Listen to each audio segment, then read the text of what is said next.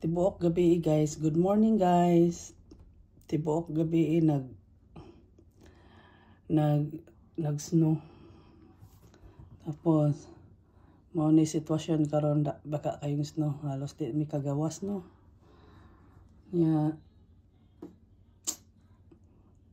Ako imbis na motrabaho ko, di ko motrabaho rong adlaw kay murag di gid makaya ang panahon. Busy ang mga tao og sinabilay. Kaningas no pagid guys, medyo bugat pagid ni siya kay kuan man kanang naay kanang ulan sagol ba. So anad ka mag-shovel, hinahinay lang yun, dili magpaspas kay delikado sa likod. Salamat jud ko nga na akong bara diri guys, siya nag-shovel. Kay kung wala pa, ako jud na ron. So, daghang salamat guys. Thank you for watching. Bye.